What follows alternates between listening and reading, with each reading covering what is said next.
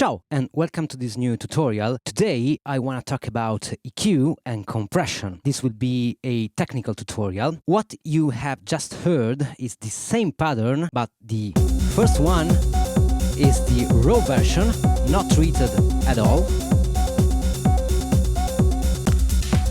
And this is the EQ'd and compressed version. There's a big difference, right? I've applied only EQ and compression and no other effect at all. So today I want to show you how, when and where you want to use EQ and compression. I have here the same session. Before we start, if you need 101 online lessons on your ESP, just check my Gumroad page. And if you like this content, please follow this channel. Let's start talking about what is an EQ and what is a compressor. EQ, we have, as you know, different bands, low gain, mid gain, and high gain. And on the second page, we have the different frequency. Now, the main purpose of an equalizer is to change the frequency content in a sound. So this means that we can boost or cut the frequency we choose here. This EQ in particular doesn't have the shelf option, so we can't shelf the extremes of the bands. We have, in any case, the filter, so we can shelf with the filter and then apply the equalizer. Compression. A compressor is a dynamic processor. It acts on the volume of the material. We have, in this case, 4 controls: the overall level and the sustain, attack, and ratio. We don't have a threshold parameter. I think the threshold parameter is activated alongside the ratio. So rising up the ratio, we are basically rising up the threshold, so the amount of compression that we are applying. Attack and sustains are the 2 main controls of a compressor, and these 2 allows us to manipulate the envelope of the compressor itself. We can decide how the compressor is responding to a different material. Let's do some practical example. I have the buses set in serial, so we can use the EQ in bus 1 and the compressor in bus 2 at the same time. Now let's say we want to treat this kick. It's a little bit dull and it's also dusty. I want it to be more clear and punchy in order to cut more through the mix. And the best way to treat a kick, it's in relation with its bass. We have this bass here, so let's mute everything, and I have recreated the pattern here so we can work with this.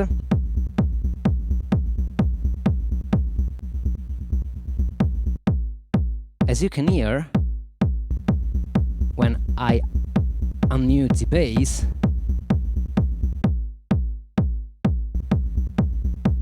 a lot of the bass frequencies are eaten by the bass. Hear how much the kick is clearer without the bass.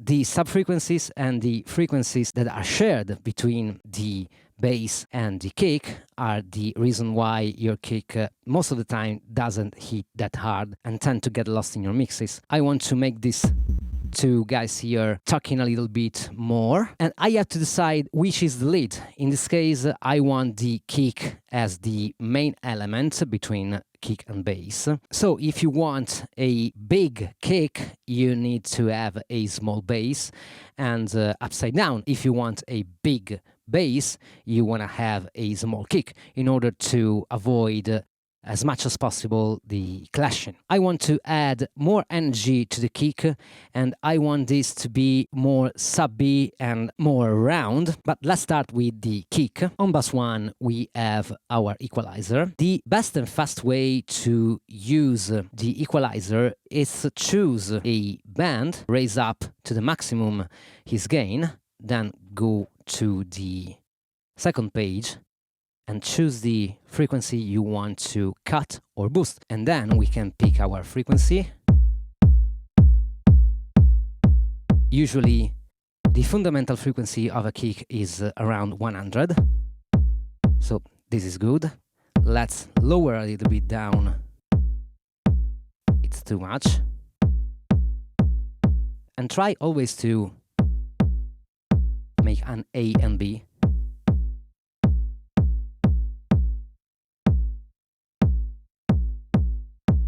Nice. Let's do the same thing for the other two bands.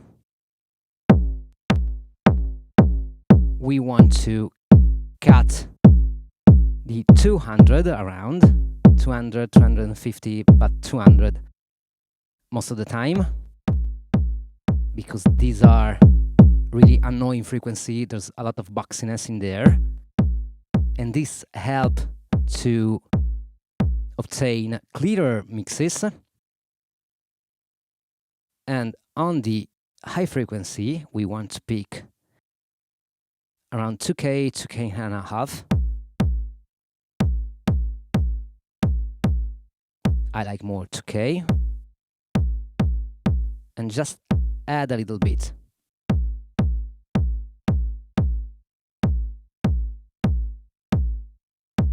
Yeah, now we have more bite. Bus 2. We are activating the compressor, and let's start with raising up the ratio at its maximum, so we are really hearing what the compressor is doing. This is really helpful when you have complex material like loops. We will see this later. And now, let's play with the attack and sustain. If we raise up the attack, we are telling to the compressor to not listen to the initial transient. The compression is starting a little bit later than the transient, so we can bring out the transient. And with this sustain, we are telling the compression how much you have to stay on. And this is useful when you want to bring out the tail or the body of your loops or sample. So now, of course, I'm exaggerating. Usually, I want a slow attack and a fast release on percussive sounds, especially if they are one shot, like this one. I want to bring more out the transient. Now, let's lower down the ratio.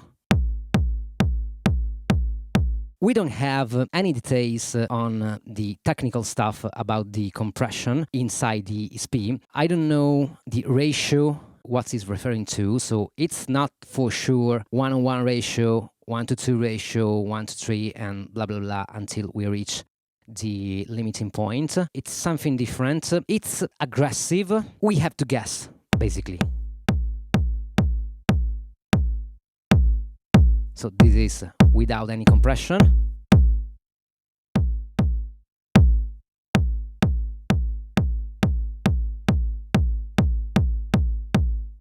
As you can hear, as I raise the ratio, we are losing volume.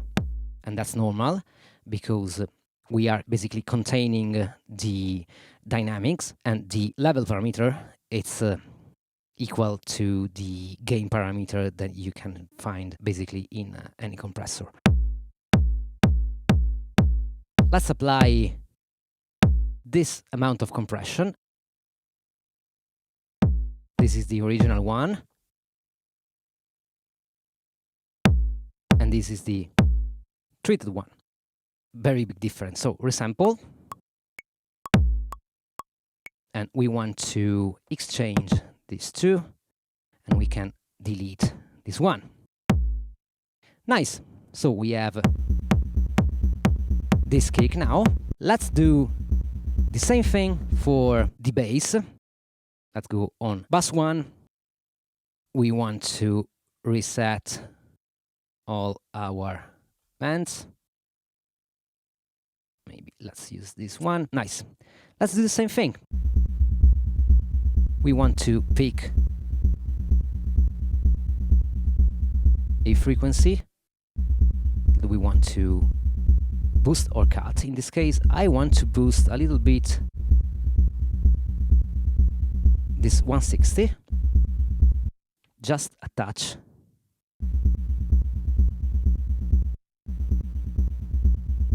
Yeah, a little more. Nice. Let's do the same thing for the mid band. And usually we want to take out this 400 to 300 to 400. Maybe in this case around 300. That's cool. We are really cleaning this bass. Here, how much boxiness we are taking out. Now, high frequencies.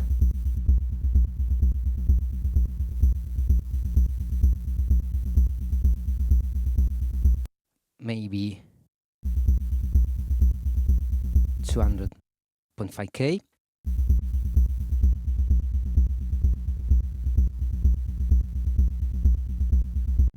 Without and with. Cool, let's compress. This is a loop, so we can tune the attack and decay accordingly to our tempo. And I want the body of this loop because the transient is the kick. So we can cut a little bit the attack. Here, how much different is, and raise the sustain in order to bring out more the body.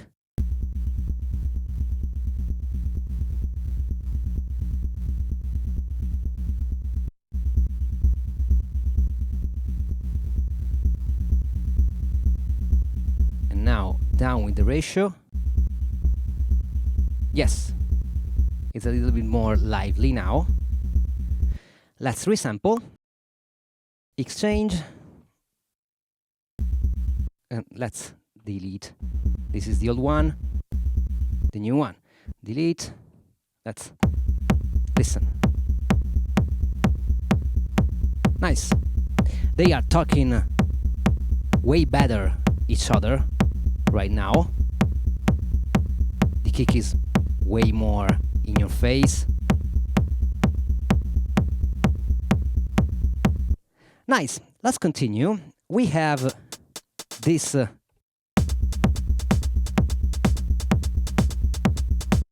hat here. Now, let's use our equalizer. We want to reset this guy here.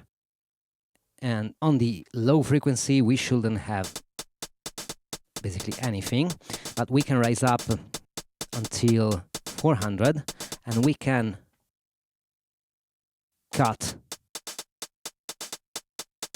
this frequency. We are cleaning a little bit up. It's more clear now.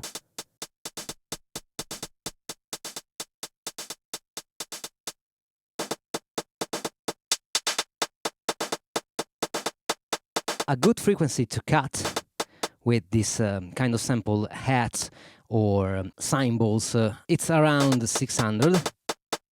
It's a really harsh frequency, so we can cut it down. Listen to the difference. And this is really annoying in a mixed situation. And the last one,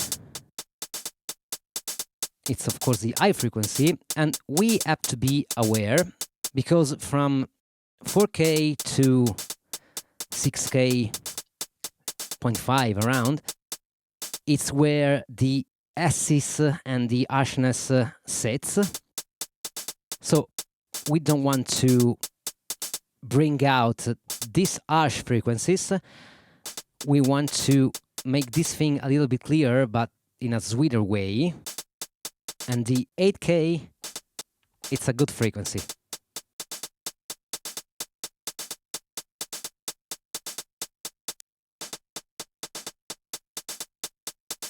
Now let's compress.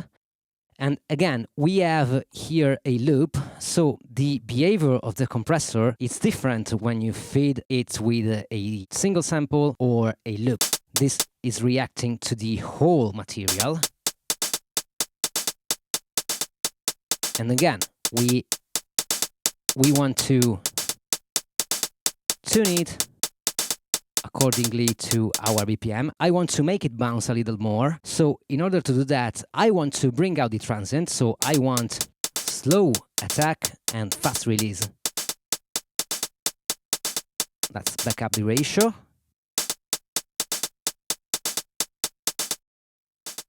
Without and with. Technically, we should gain stage the compressor, because this is, of course, in volume higher. And technically, this is a mistake in a mixing perspective. But I want to bump the volume up also. In this case, we are not peaking, so we can raise down the volume later. So let's resample as it is.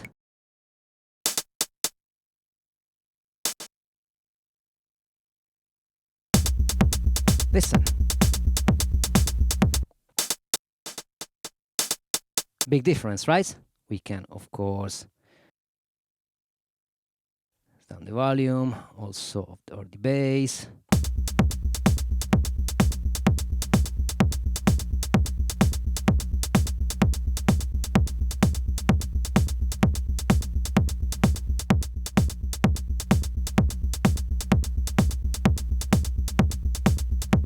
Nice. The same goes for the open hat. So I skip this part. It's the same process, but I want to use this loop here because this is a complex loop. It contains different sound. Let's treat this one, EQ. This is a top loop, so the part we want to bring out more is the mid frequency and the top part. Again, let's leave 400. Let's hear the boxiness.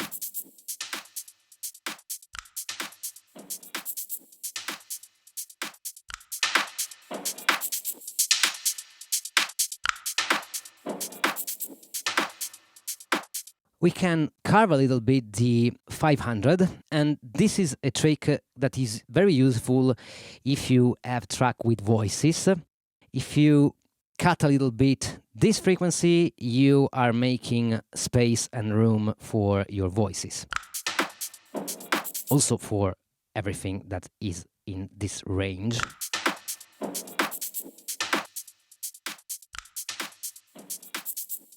Let's cut a little bit. And now we want to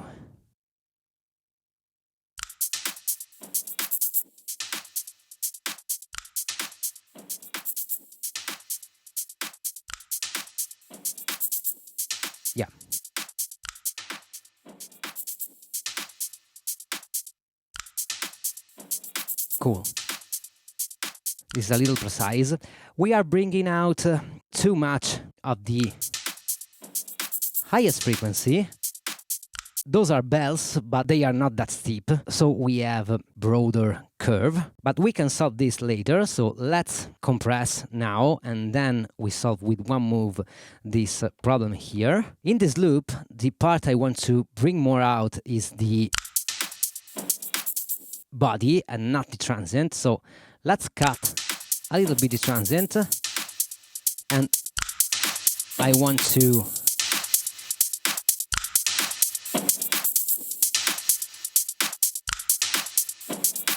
hear how much the reverb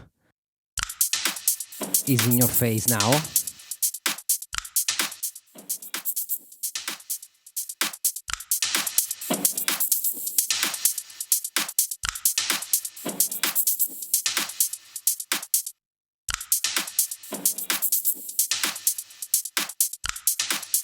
Yeah, something like that. Resample. And to solve the little harshness in the top end, we have the filter, and by only applying defilter itself without even touching the cutoff. We are shelving the highest frequency, so they are less annoying. Nice.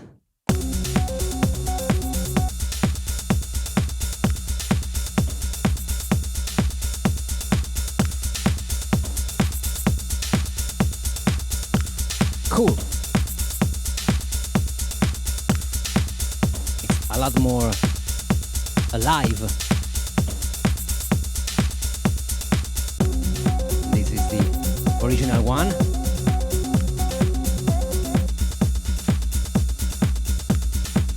And this is the treated version, the final version.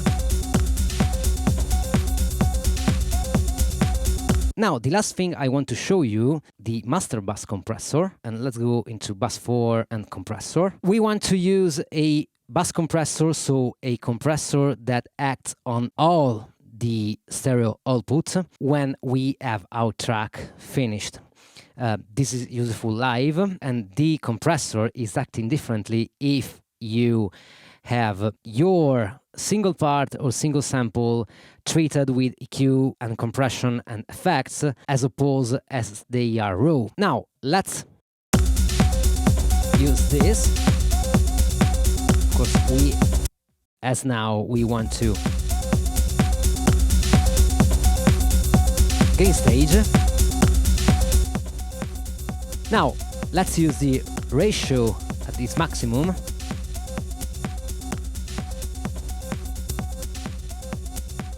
And usually I want to have a slow attack and fast release in order to have this pumping effect. And now, of course, we have to tune it accordingly to the track.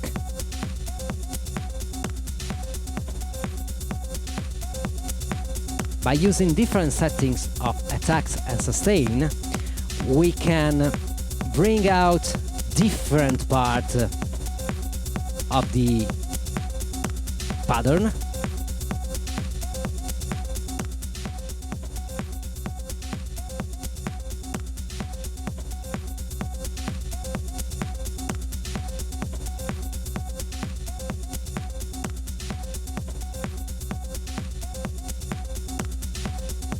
Now is reacting here, this pumping effect.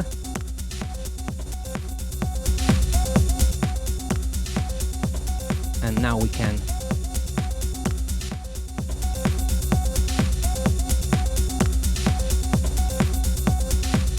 without and with. This react differently with a non-treat session.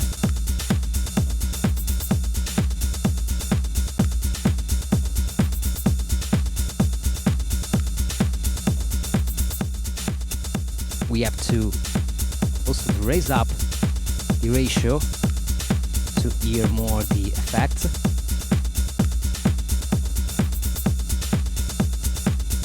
But it's different. Let's also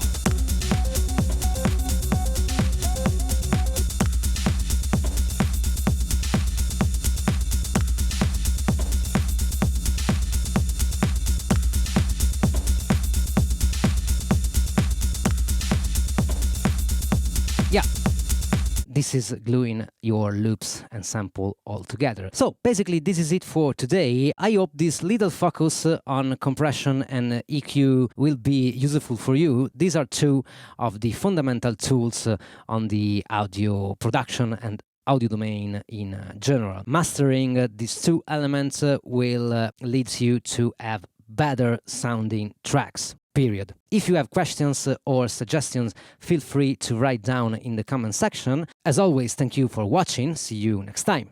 Ciao!